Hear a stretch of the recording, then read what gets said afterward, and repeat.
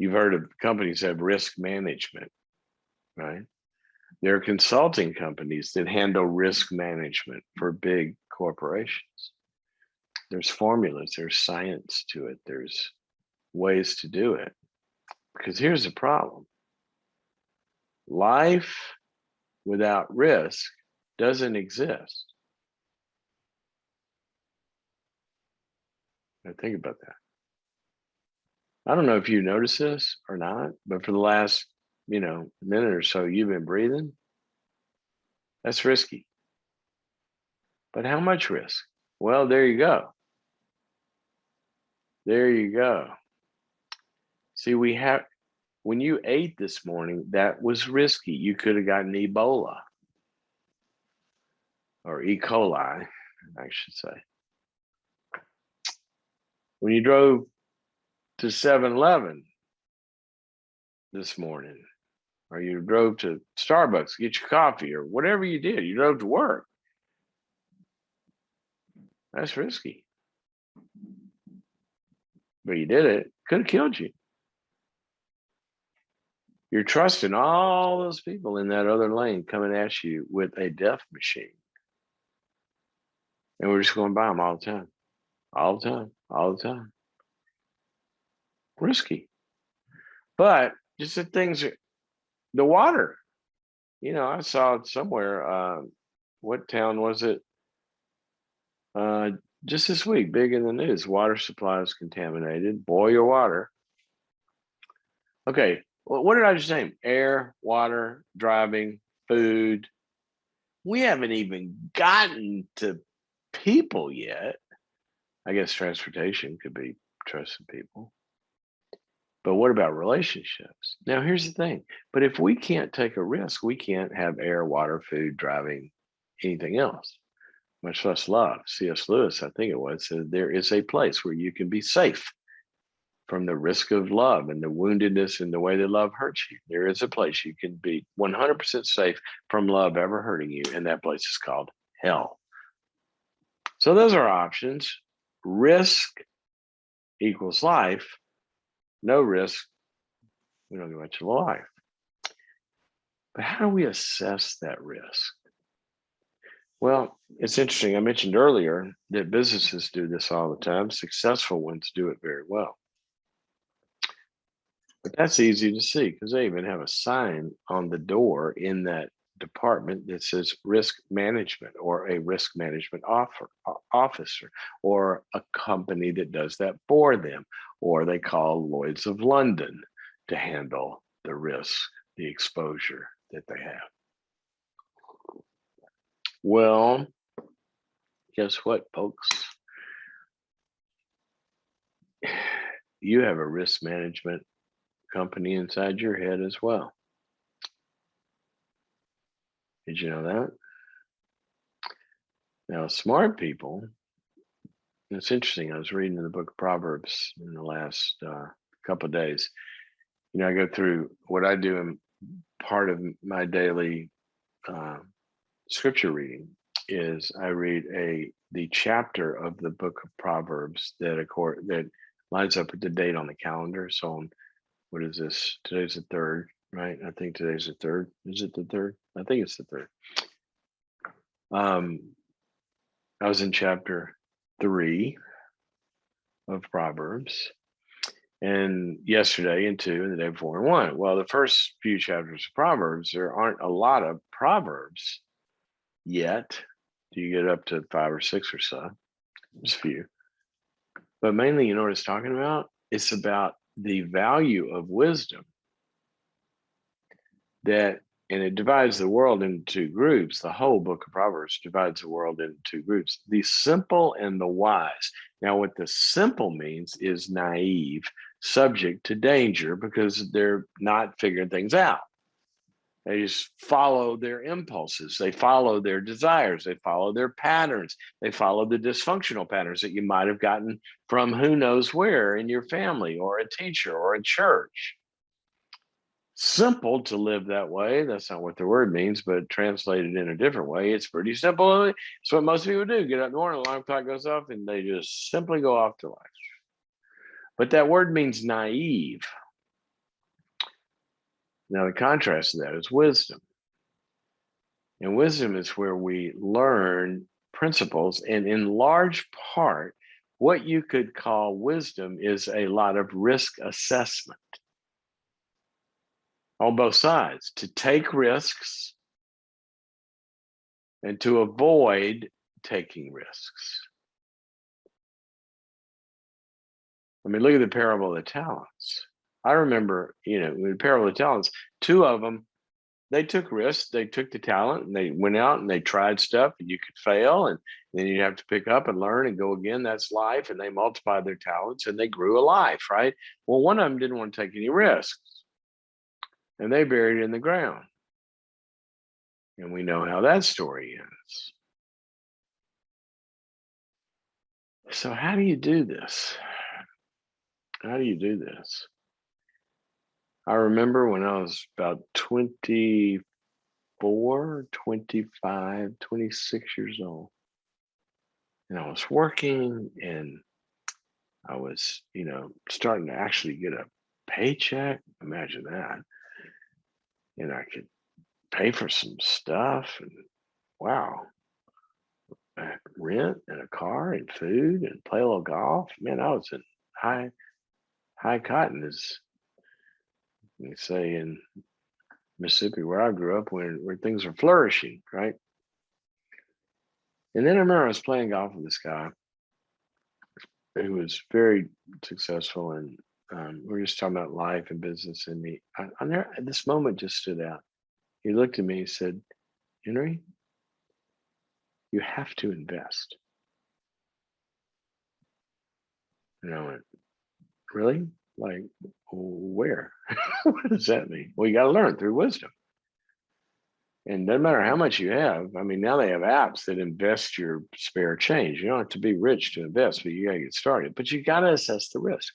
So here's a story that I wanted to give you for the thought of the day.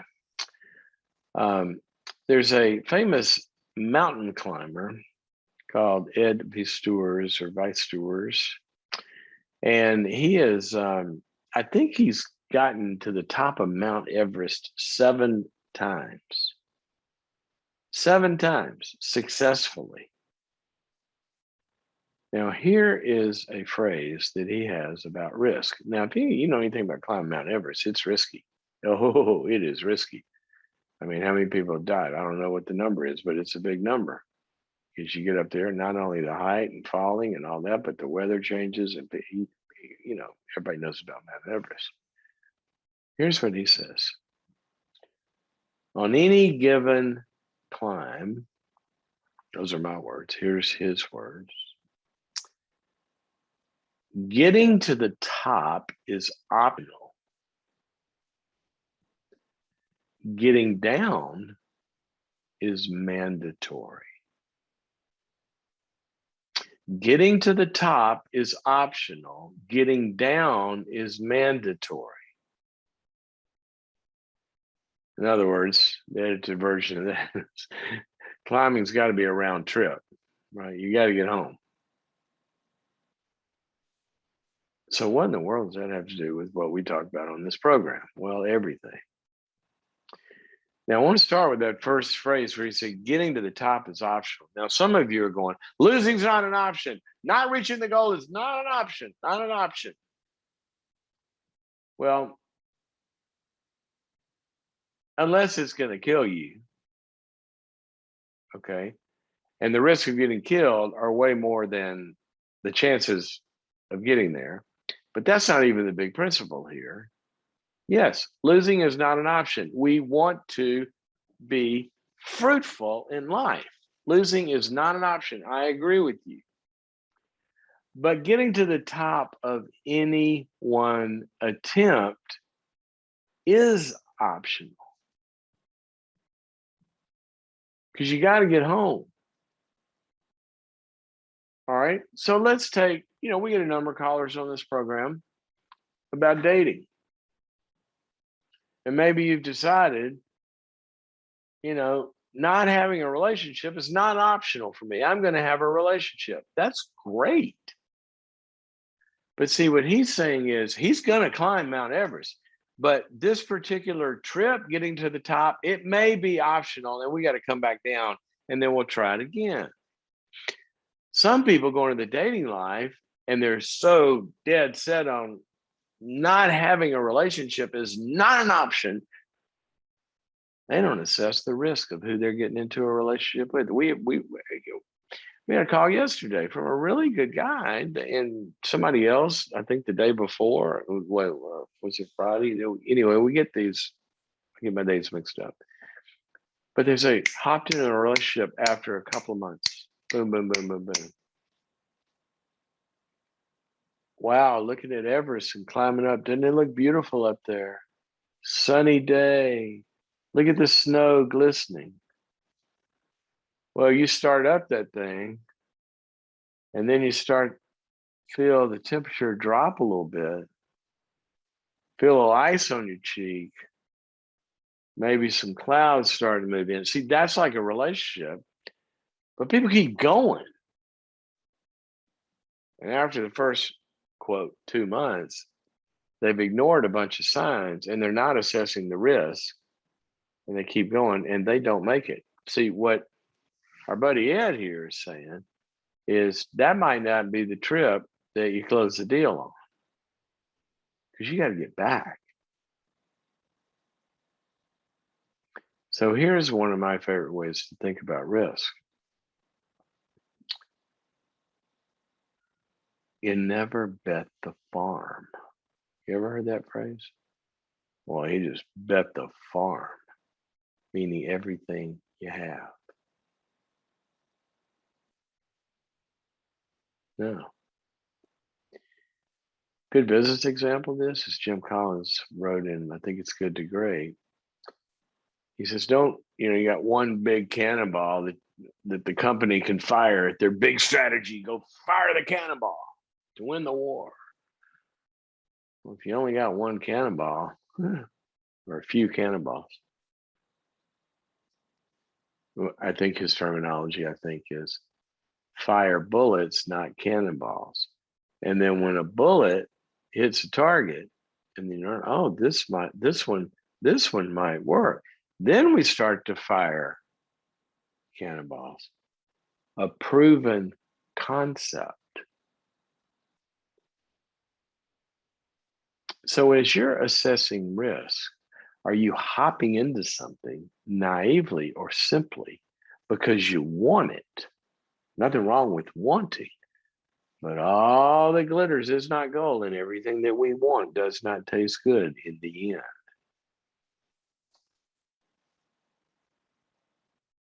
It can be bitter if you don't assess the risk. So here's my kind of bottom line on this. When you go out, let's, like making a new friend. Let's get it, obviously this applies to dating, but let's say you're gonna, we talk a lot on this show about the importance of relationships and being vulnerable and connecting with each other and getting help and all of that. You meet a new person, you might be a good friend and this, that, and the other.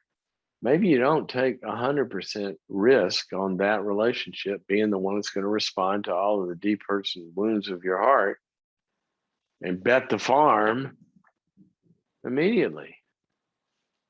Maybe you assess that risk.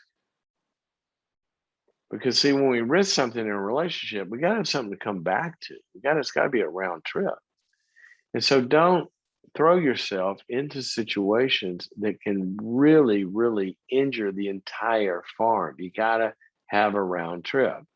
So this may mean taking slow risks in the beginning, joining a more stable, risk-free to a certain degree, less risk. Join a support group where there's a lifeguard in that pool. There's a therapist or a facilitator that has ground rules that's not going to allow somebody to hurt you or beat you up. They're going to stop that. See, that's different than just going out in life and making friends. Now, I have a lot of friends that were not in a support group. There's no lifeguard there. In my close circle of friends, I can be 100% vulnerable with. But they've been proven over time. And I wouldn't just do that with anybody.